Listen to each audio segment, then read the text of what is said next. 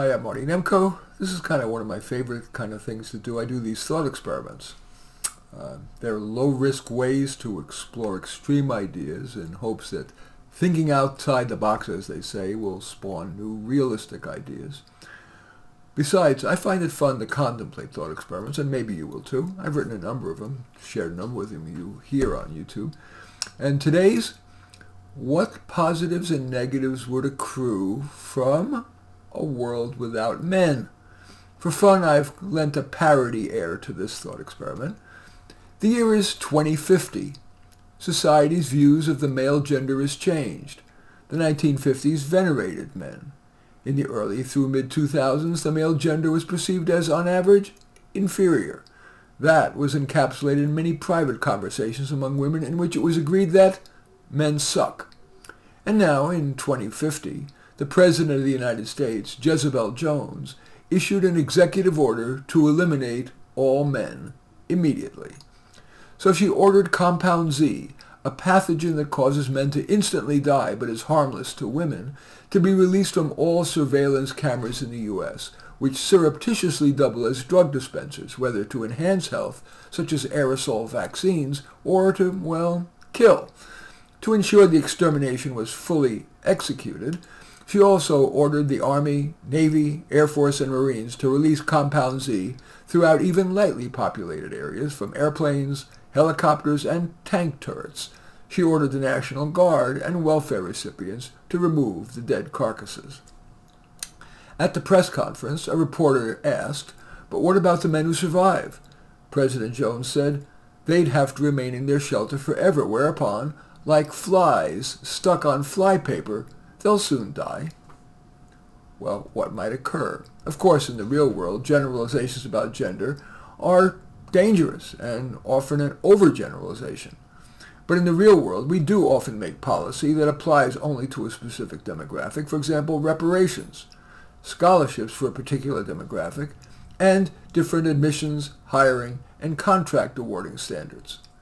With that caveat, here are my hypotheses as to what might accrue from a world without men. Fewer wars. Although it wouldn't eliminate war, a small fraction of wars have been started by women. Cleopatra started a war against Egypt. Britain's Queen Anne started a war in North America that was named after her, the Queen Anne's War. In 1971, India's Prime Minister Indira Gandhi started a war against Pakistan. In 1973, after a surprise attack on Israel by Arabs on the Jewish people's holiest day, Yom Kippur, Prime Minister Golda Meir launched and won a brief war against Egypt. The UK's Prime Minister Margaret Thatcher started a war against the Falkland Islands. Not a fair fight. Less violent crime. While women may perpetrate other sorts of malfeasance, the large majority of violent crime is committed by men. No men, less violent crime. Less competition, more collaboration. Of course, some women lean toward competition and men toward collaboration, but on average, women tend to be more collaborative. More collaboration yields the advantages of more input and buy-in in decision-making, and some projects are best when tasks are divvied up. On the other hand, collaboration tends to decrease individuals' ownership. Tends to reduce, if you have consensus decision-making, the decisions tend to be tepid, kind of the lowest common denominator everybody can agree with. And some tasks are better done by an individual. More investment, fewer communication snafus, and less frustration about team members who don't pull their weight. More work-life balance.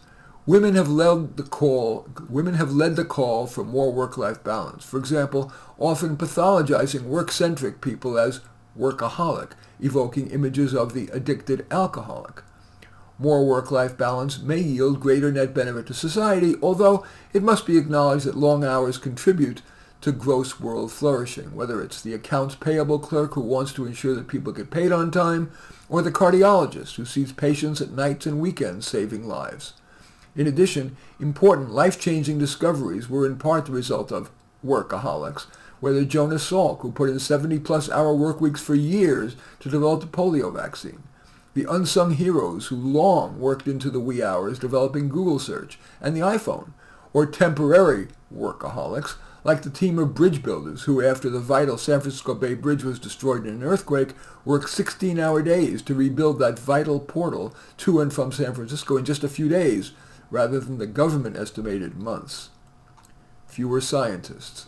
The otherwise respected president of Harvard, Lawrence Summers, got fired for opining that more men than women may have the talent and predisposition for science careers. Notwithstanding his having been fired for that, it may contain some truth. So a possible effect of a world without men could be fewer scientists or fewer excellent ones, whether in engineering, medicine, biotech, AI, and yes, developing a safer and yet more effective birth control. By the way, both the birth control pill and the tampon were developed by men. Monosexuality. A world without men would mean that women would have to choose between lesbianism and autoeroticism. Given the male-female tensions which have accelerated in recent years, not to mention the 50+% divorce rate among straight couples, whether monosexuality is a net plus is an open question. Tasks. While there are women who are good at and enjoy plumbing, roofing, and rat extermination, a world without men means that women must take on everything from home building to cleaning out the garage to the aforementioned rat extermination. Honey-do lists would be women's work. My takeaway? Maybe no surprise. I believe the world is better with both men and women. But as I said at the outset, I find it fun to contemplate extreme thought experiments, if only to be reassured that the status quo ain't so bad. I hope you feel that way too. In any event, I do thank you for watching. I welcome your thumbs up and accept your thumbs down. I always look forward to your comments and especially like it if you hit the share button below. Share on your social media so that my efforts can have broader impact. And I am flattered if you choose to subscribe to my channel. And certainly would welcome you taking a look at any of my 32 books. The most relevant one is, in this case, quite obvious. It is my book, Thought Experiments. It's got 32 of them or 31 of them, something like that. All 32 books are on Amazon. Just go there and search on my name, Marty Nemko, Nemko, and you will find more than you can stomach. In any event, I do thank you for watching. I am Marty Nemko.